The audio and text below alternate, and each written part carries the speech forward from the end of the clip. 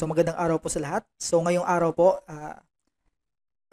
po natin ititest yung ginawa kong messenger quiz sa EPP.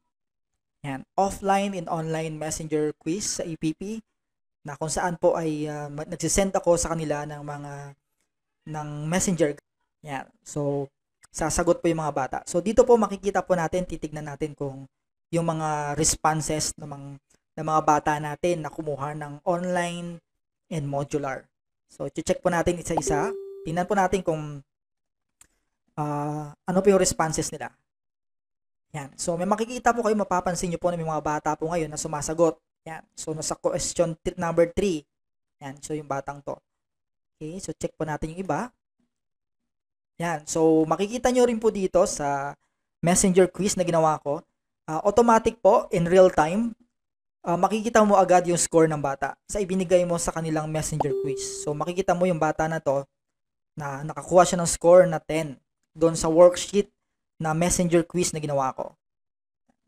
So, ito po yung kagandahan ng messenger quiz na pwede nating gawin at isend natin sa ating mga estudyante. So, dito in real time, makikita mo kung saan na at ano na po yung nasasagutan ng ating mga estudyante. So, dito makikita mo rin yung score. Yan. So, yung batang ito, makikita mo rin na nagbabasa pa siya ng lesson. Yan. Okay. So, dito makikita mo rin yung bata na, ito sa kanya, sumasagot na siya ng assignment. Yan. So, dito po makikita mo rin yung assignment na sinagutan niya. Kasi yung messenger quiz na ginawa natin na with response, okay, makikita mo nakakuha siya ng score.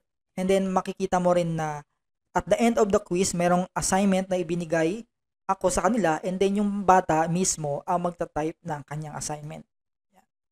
Okay, makikita. So, wala po itong limit yung ating messenger quiz. Yan. So, ito, sinend ko lang ito sa group chat ng modular and then group chat ng ating online class. So, karamihan po sa mga modular class po namin kasi ay wala silang internet pero meron silang data. Dito mapapansin mo yung iba dito, nakakasagot sila kahit wala silang internet. Basta't naka-open lang ang kanilang data. Yan. So kagandahan dito, automatic na po nagre-reply yung ating ginawang messenger quiz. Yan. In real time, makikita po natin yung sagot ng bata. Kung hanggang saan na po pa siya, nasaan na siya, ano na po yung sinasagutan niya. Yun, kagaya nito, yung batang ito, nasa assignment na siya. Nag-iisip pa siya siguro kung ano yung ilalagay niyang assignment dito. Okay? So, yung score niya sa quiz ay 10. So, yung quiz mo kasi, ang quiz kasi na ginawa ko ay hanggang 10. So, makikita mo rin po yan dyan. Okay?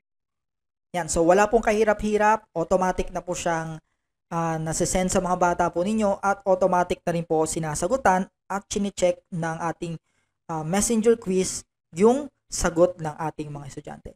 So, yun lamang po.